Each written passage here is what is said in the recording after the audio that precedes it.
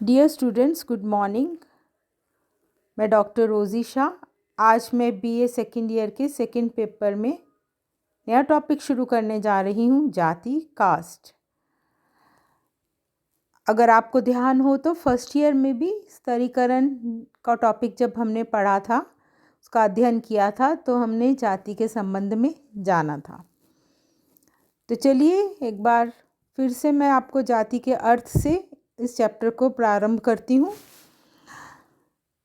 जाति की अर्थ और परिभाषा। जाति को अंग्रेजी में कास्ट कहते हैं और ये कास्ट शब्द पुर्तगाली भाषा के कास्टा से बना है, जिसका अर्थ प्रजाति, मत तथा भेद आदि होता है। जाति शब्द की उत्पत्ति 1665 में ओरेटा नामक विद्वान ने खोजी थी।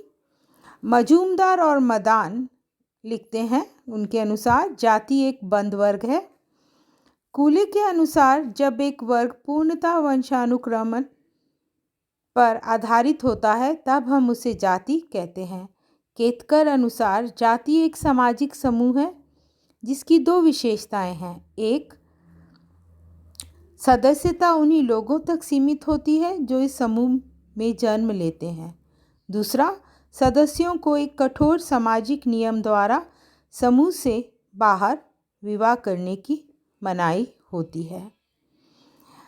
इन परिभाषाओं के आधार पर संक्षेप में हम कह सकते हैं कि जाति एक ऐसी सामाजिक व्यवस्था है जो अपने सदस्यों पर खानपान, विवाह, व्यवसाय और सामाजिक सहवास संबंधी प्रतिबंधों को लागू करती है। अब हम जाति की विशेषताओं के संबंध में जानेंगे।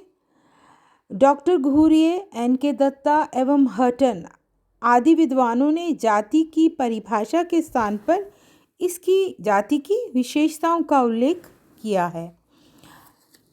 और ये विशेषताएं क्या हैं, इन्हें हम एक एक करके समझेंगे। अब सबसे पहले जो उन्होंने विशेषता बताई है उसे मैं बताने जा रही हूँ, समाज का खंडात्मक विभाजन। भारतीय जाति प्रथा ने हिंदू समाज को अनेक छोटे छोटे खंडों एवं उपखंडों में विभाजित कर दिया है। प्रत्येक खंड सदस्यों के पद, परिस्थिति एवं कार्यों को तय करता है। जाति प्रधान समाज में सदस्यों की सामुदायिक भावना संपूर्ण समाज के बजाय अपनी जाति तक ही सीमित होती है। जाति के नैतिक नियमों का पालन करना व्यक्ति अपना कर्तव्य समझता है और ना करने पर जाति पंचायत उसे दंड देती है। संस्तरण, दूसरी विशेषता संस्तरण। जाति प्रथा में उच्च नीच का, ऊंचे और नीचे का, उच्च नीच का एक संस्तरण अथवा उतार चढ़ाव क्रम विन्यास पाया जाता है।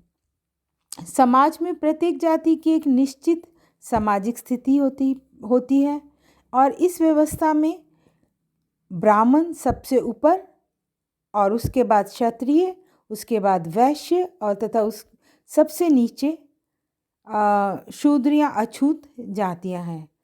इस संस्तरण में जातियों का ऊपर अथवा नीचे गमन करना साधारणतः असंभव सा है। यानी जो जाति व्यवस्था मैंने आपको बताई इसमें जो मैं कहना चाह रही हूँ कि इसमें परिवर्तन असंभव सा है। भोजन और सामाजिक सहवास पर प्रतिबंध। जाति व्यवस्था में भोजन और सामाजिक सहवास संबंधी नियम पाए जाते हैं। भोजन दो प्रकार का होता है, एक कच्चा भोजन और दूसरा पक्का भोजन।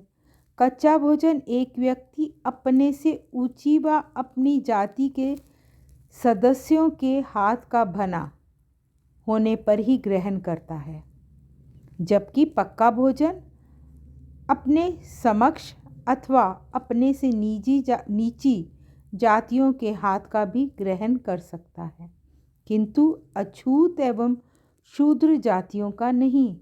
एक व्यक्ति किस जाति के लोगों के यहाँ पानी, हुक्का, बीड़ी आदि ग्रहण कर सकता है, इससे संबंधित जातीय नियम भी बने हुए हैं। परंपरागत व्यवसाय। प्रत्येक जाति का एक निश्चित पेशा या व्यवसाय होता है जो उसे अपने पूर्वजों से प्राप्त होता है। प्रत्येक जाति का एक व्यवसाय के साथ संबंध जुड़ा होता है। जैसे लोहार लोहे के कार्य से जुड़ा होता है, सुथार लकड़ी के, सुनार सोने चांदी के, ब्राह्मण पूजा पाठ के, नाई बाल काटने के, चमार चमड़े के एवं जुलाहा कपड़े बुनने के कार्य से। वर्तमान समय में जाति और व्यवसाय के पारस्परिक संबंधों में परिवर्तन हो रहा है और एक जाति अनेक व्यवसायों में तथा अनेक जातियां एक व्यवसाय में लगी हुई हैं। विवाह संबंधी प्रतिबंध। प्रत्येक जाति के विवाह संबंधी नियम पाए जाते हैं। जातियां अनेक उपजातियों में बटी होती हैं। प्रत्येक उपजाति अपने ही समूह में विवाह करती है। दूसरी जातियों में विवाह करने की उसे छूट नहीं है।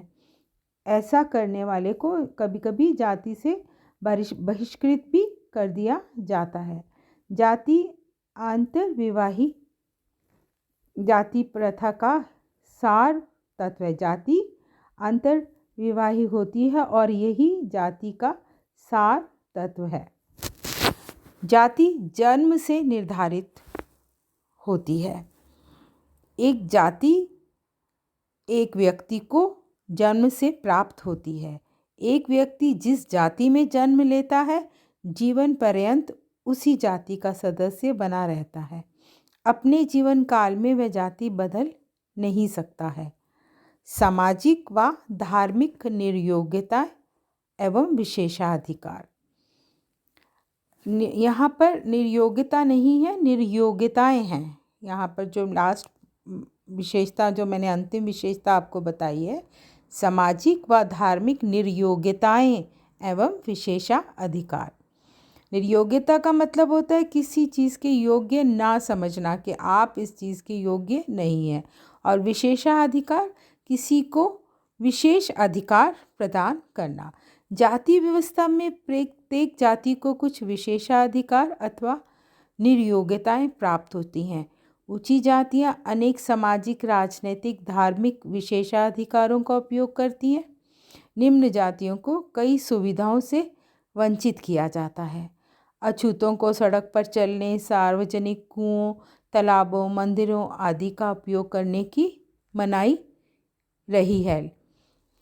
वर्तमान समय में जाति व्यवस्था को अनेक शक्तियों ने प्रभावित किया है और आज जाति की अनेक विशेषताएं परिवर्तित हो रही हैं। कानूनन भी छुआछूत जो है वो नहीं आप कर सकते हैं। जाति प्रथा के गुण तथा दोष। आदिकाल से ही भारत में जाति प्रथा चली आ रही है। भारत में जाति का अस्तित्व इस बात का प्रमाण है कि वह समाज और राष्ट्र के लिए अनेक महत्वपूर्ण कार्य करती रही है। इसीलिए समाज को स्थायित्व एवं संगठन इसी ने समाज को स्थायित्व एवं संगठन प्रदान किया है। हटन ने जाति के कार्यों को 3 प्रमुख भागों में बांटा है। एक व्यक्ति के लिए कार्य, दूसरा जाति समुदाय के लिए कार्य और तीसरा संपूर्ण समाज और राष्ट्र के लिए कार्य। यानी जाति के जो कार्य हैं उनको 3 भागों में बांटकर हटन ने प्रस्तुत किया है। तो आज हम जाति का सदस्यों के व्यक्तिगत जीवन से संबंधित जो कार्य हैं उन्हें समझेंगे और इन कार्यों को मैं 5 पॉइंट्स में आपको समझाऊंगी। सदस्यों के व्यक्तिगत जीवन से संबंधित कार्य। जाति व्यक्ति के जन्म से मृत्यु तक के कार्यों को प्रभावित करती है। एक व्यक्ति क्या खाएगा, किसके हाथ का बना खाएगा, किसके साथ खाएगा, किसके यहाँ का पानी ग्रहण कर सकता है, किस प्रकार के आभूषण, वस्त्र आदि का उपयोग करेगा, किसके साथ विवाह कर सकता है आदि का निर्धारण जाति द्वारा ही होता है। एक जाति अपने सदस्यों के लिए जो कार्य करती है उन्हें हम इन बिंदुओं में रखकर समझेंगे। जाति ही व्यक्ति की सामाजिक स्थिति का निर्धारण करती है। प्रत्येक जाति की समाज में एक निश्चित स्थिति होती है। एक व्यक्ति जिस जाति में जन्म लेता है उसकी सामाजिक स्थिति भी उसी जाति के अनुसार ही ऊंची अथवा नीची मानी जाती है। व्यवसाय का निर्धारण। प्रत्येक जाति का अपना एक परंपरागत पेशा या व्यवसाय होता है। बच्चा शुरू से ही अपने जातीय व्यवसाय को सीखकर उसका विशेषज्ञ या बनता है, या ऐसे समझिए कि उस कार्य में दक्ष हो जाता है, उसकी दक्षता को ग्रहण करता है और इस व्यवसाय के द्वारा ही वह अपना तथा अपने आश्रितों का पालन पोषण करता है। विवाह समूह का निर्धारण। प्रत्येक उपजाति एक अंतर्विवाही समूह है। व्यक्ति अपनी जाति में ही विवाह करता है। जाति ही ये तय करती है कि वह किन लोगों से विवाह कर सकता है और किन से विवाह नहीं कर सकता है। सामाजिक सुरक्षा। जाति ही व्यक्ति को मुसीबत में आर्थिक सहायता प्रदान करती है। जन्म, विवाह, दाह क्रिया आदि अवसरों पर जाति के सदस्य ही अपनी जाति के व्यक्तियों का सहयोग उन्हें सहयोग देते हैं और लेते हैं, प्रदान भी करते हैं और प्राप्त भी करते हैं। व्यवहारों पर नियंत्रण।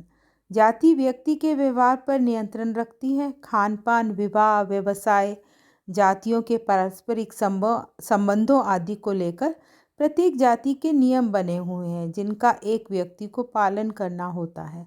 ऐसा नहीं करने पर उसे जाति पंचायत द्वारा निर्धारित दंड भोगना पड़ता है।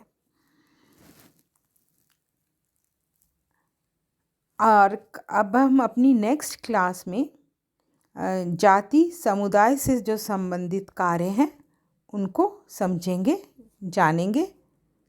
Thank you.